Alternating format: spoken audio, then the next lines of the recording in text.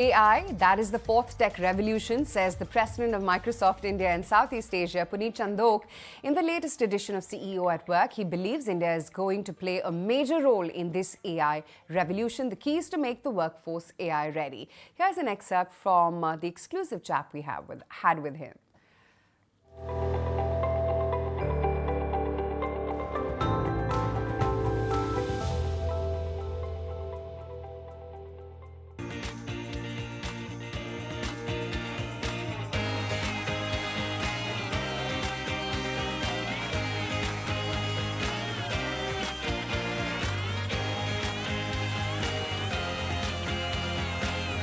I'm at the Microsoft office. How do I know this is the real Puneet or not the AI version of Puneet? This is the real Puneet. This is the real Puneet. You have a Rajasthan connection. You went to modern school. You've been in Mumbai for many, many years. This is stuff I'm hoping AI doesn't know about you.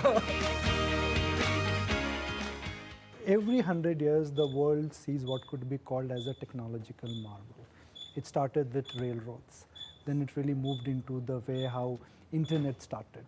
Then it started with the entire boom in the IT software product. Now AI is supposed to be what road did to Roman, AI would do to the world in terms of technology transformation. Is that true? No, it's interesting you put it like that. And I've been in tech for the last 25, 30 years. And this is, quite honestly, the fourth tech revolution that we're seeing. It all started with the PC server era, which changed the world. You then had the web and the internet. You then had the mobile and the cloud. And now you have the fourth tech revolution, which is AI. And the interesting part is this tech revolution is building on all the three that came before it. So I genuinely believe that it's going to be the defining technology of our lifetime. You spoke about railroads. By the way, the interesting fact is when the railroads came in, at that time, UK spent 10% of its GDP on building the railroads infrastructure. And then you know how the story played out for UK and how it developed.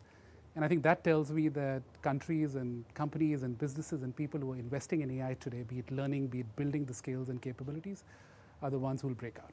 Okay. But it is truly a defining technology of a lifetime. Would AI be where, let's say, internet was in early 90s? It evolved, and it really got evolved, it was adapted, it was acknowledged, and it became part of daily life.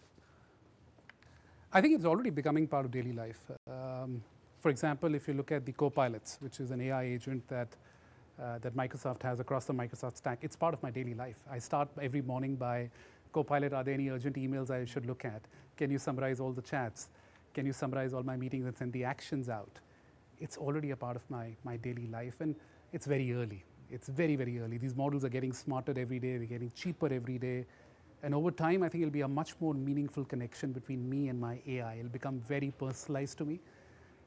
It'll be a conductor of my life. It'll be a coach. It'll be a confidant. It'll be a colleague. It'll be a teacher. I think that's where the future is. And I think our dream at Microsoft is imagine a future where every student in India has a co-pilot or an AI agent that can give him or her access to the best teachers in the country or in the world. Imagine every Indian having access to medical care and medical advice without walking into a hospital.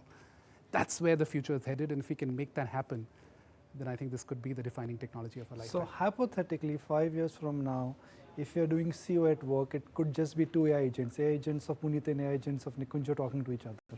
Hopefully they'll be smarter than us. So it'll be, no, listen, I think just one comment. I don't think the intent or where this is heading is AI agents replacing us.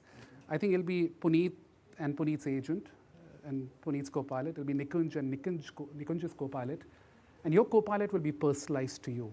It'll have your context.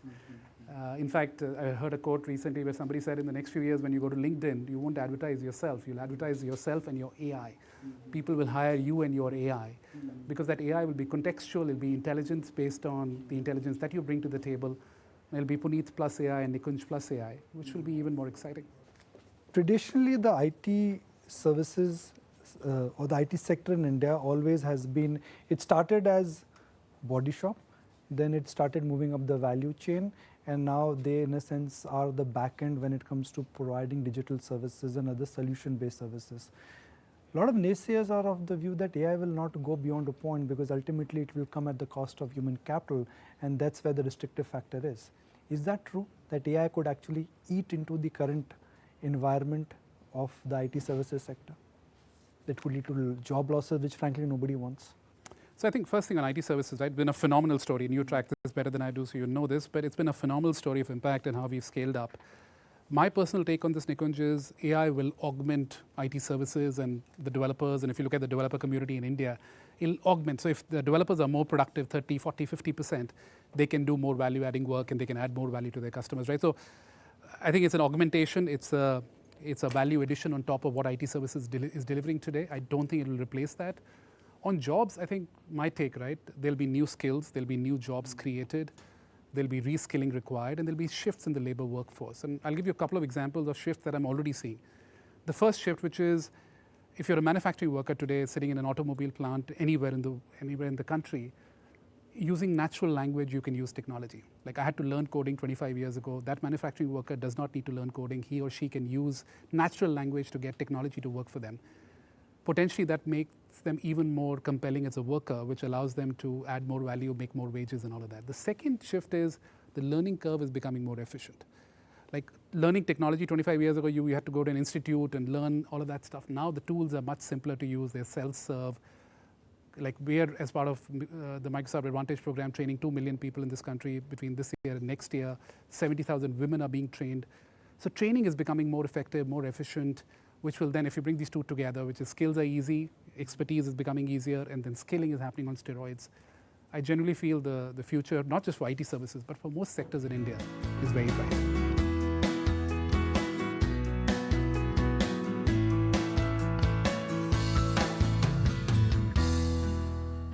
If Puneet Chandok of 2024 meets the Puneet Chandok, and there is no AI here, there was no AI 20 years ago. If Puneet Chandok of 2024 meets Puneet Chandok of 2000, what would the 24th Chandok advise the 2000 Chandok?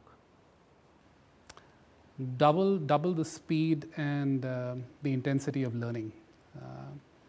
And you and I spoke about this, which is I try and spend 30 minutes every day learning.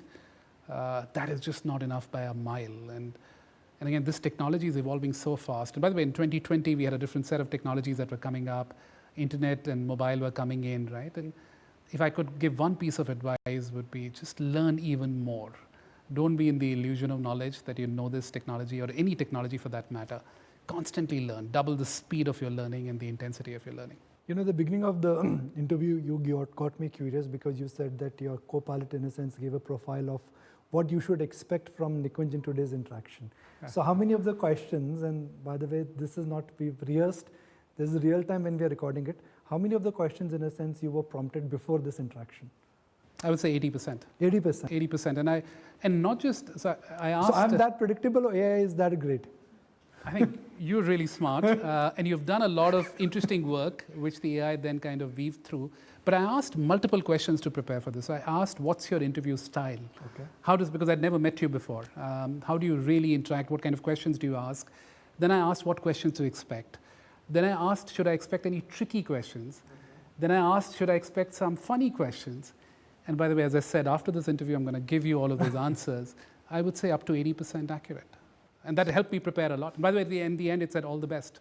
Okay. So. And how does journalist Nikunj go about beating the AI then, if you're so predictable? I don't think it's about, I think it gave me a good start to prepare for this conversation so that there's value for you and value for me and value for our audiences. So I think we're both more effective in this conversation because of that AI chatbot or co-pilot that helped me prepare for it. I would just go back to saying, keep learning. This technology will augment you. It'll be a much deeper connection. It'll become a colleague, a confidant, an assistant, a coach for you. And it'll make you far more effective. It'll make me far more effective in the next few years. So keep learning.